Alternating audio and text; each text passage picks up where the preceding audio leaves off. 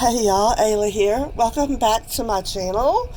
So, I'm going to move the camera a little bit and show you I've got stuff hung up on the wall and notes and all the hints and everything. And yes, I actually taped the torn up postcard, and I even taped the puzzle pieces, the puzzle together, make it a little bit easier. This is it, y'all. We are going to find out. It's all going to be revealed. I do want to give credit to our lead detective. Y'all did not know we had a lead detective on this, but we did. And she has been working overtime. And that is Jay from J Dolls UK. This woman, wow, she's a big brain. Because she knew what was going on immediately. But she was working it, and she was solving all the things. And she's made me regret how I recorded all the past stuff, because, I recorded all of that in one day because I was feeling well that day, and I knew I had to do it then because I couldn't really count on not feeling well, and that was a good thing because I think the very next day I went back downhill for a couple of days. I am doing better now. I probably still sound horrible, but I am doing a lot better. Anyways, if I had been smart, if I'd known really what I was doing, I would have recorded day by day, and I would have given you all our lead detective's report each day, because I think you all would have enjoyed that even more, and I think we would have all learned and been able to participate more. Because, I didn't have a clue what was going on. Excuse me. So, let's get into it. Let's solve this. So, the first thing we need to know is, who is the victim? Well, y'all remember this little thing, and let me get up here. The baseball scores that were odd. I still don't really know what that means. I don't know anything about baseball. But yeah, okay, I'm gonna hold on, pause for a second. Okay, I took my phone off of the tripod for a moment. So you're supposed to do it like this. And these numbers go down and these numbers go across. And what you get is what our lead detective figured out very quickly. You get this. Joe equals dead. So what it is those numbers correspond like 4 to 4. So 4 get blacked out. Nothing gets in there. 2 get blacked out. Nothing there. 4 get blacked out. And then this top one 1 gets blacked out, and then 7 get blacked out. And I guess you've just got to figure out from here and here how to, I don't know. That's big brain work there. I don't have a big brain. So we now know who the victim is. It's Joe. Okay, so why? Why did Joe die? Well, we're going to have to find out. Who's the unrepentant criminal? Well, that is, let's see. I think it was the third hint. Yes, the third hint. If y'all remember, I did show you all of these. So, a look at the magnifying glass in the newspaper advert for the Father William book. Read the 8 words that border the magnifying glass. Let me get this down here. And those 8 words that border this magnifying glass: Christian is not sorry for his past sins. This is actually my favorite clue. I think that is really clever that they did that. That they wrote all this out, and it makes total sense, but it's actually a clue. Christian is not sorry for his past sins. Christian is our unrepentant criminal. Okay, the time that the, murder took place, the letter mentions each playing card suit in turn. And the letter is this one here from, oh my gosh, my brain just left. What is her name? Cynthia, to her sister. So CW, Cynthia Wainwright. Yeah. And she is Christian's wife, right? She's Christian's wife. Yes. Okay, anyways, so in here she mentions she wants to go to the London Club, her diamonds. So we've got club, diamond, and then spades, entertainment in spades, and my heart is set on it. So we've got clubs, diamonds, spades, hearts. And then we've got numbers. 1645. 16 is 4 o'clock, right? Yes, 4:45. So the time of death, 4:45 in the afternoon. Alrighty, so we learned that. Excuse me. So we have 3 things. The location, I think we all already agreed. We knew the sauna. This is where poor Joe died. How did he die? Another clever clue. I did actually figure this one out. I got a pencil. I can't take credit. I didn't figure this one out. This told me, roll the strip of paper around a standard-sized pencil and align the letters to reveal the first weapon. Right there. So, I did it. I really can't say I figured this out. Now, I'm pretty sure our lead detective figured this out without that clue. I think she already had it by the time. Well, darn it. She didn't even have to roll it around a pencil. She just took all the letters, wrote them out, and realized that you could spell morphine.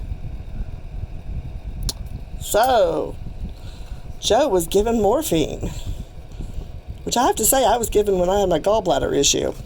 That was amazing stuff, but I sure don't want to get it anymore. I live in terror of being addicted to stuff like that. Weapon 2, translate the 6 Morse code. So I was right that those were Morse code. Markings on the snowflakes, and rearrange the letters to find the second murder weapon. So, Morse codes right here, dot, dash, dash, and then 4 dots. And this one's just a dot, and then a dash and a dot. And this one is dot, dash, dot, and this one is dash, dot, dash, dot. There were 2 that I wasn't totally sure about because it would be directional. It could have been an A or an N because the A is dot, dash. So I had to look at how these were done. Because like this one, it could have been like this, could have been dot, dash, and then just the dot. But when you get the rest of the letters, it made sense. Like the G and W are reversed of each other. So it ended up being WRENCH, wrench. So they shot him up with morphine and then they beat him with a wrench. These are some seriously sickly, violent people. Who's the accomplice? Weapon 1 could be easily procured by someone, let me make sure I'm getting this camera, by someone with a certain type of occupation. So, let's see, we have this here telling us what everybody did. Eleonora, dearest childhood friend of Cynthia, right? Yes. And she used to look forward. Yeah, here we go. She went on to pursue a career as a nurse. So, Eleanor, that's our accomplice. She provided the morphine. Naughty girl. Pretty sure that goes against the oath. Murderer. The pendant is I still don't have the first clue how you pronounce that. Also known as a Viking compass. And believe it or not, our wonderful lead detective, Jay, she figured that out too. She had it all. Jay just had it going on. You'll find the symbols, rune staves on the whatever are also scattered across previous clues. I think we did go over that. There's one right there. one right here, and the letter E there. This one had a B. This one, L. This one, A. This one, K. There's one on here. Wasn't there? Yeah. It's right there. And then the letters there, an S. You can barely make it out. There you go. There's an S right there. So, I wrote it all out here based on these symbols. And what it spells is Isabel. These are all the letters. Isabel kills. That's what is spelt. Oh, where did I put that piece of paper? You fill in the letters on here.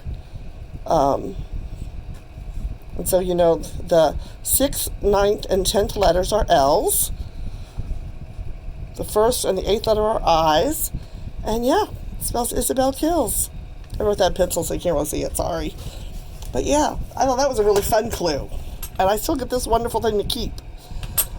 So, Isabel. Isabel is our murderer. Isabel and her friend Eleanor. Right? Eleanor. Yeah, Eleonora. Okay. And then the motive.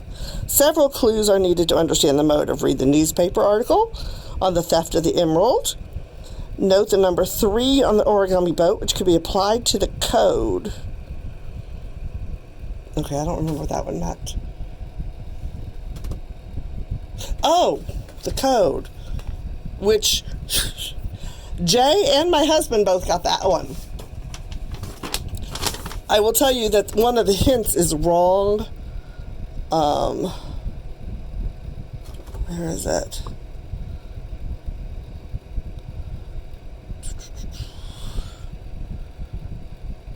Oh yeah, it says to go 3 places back.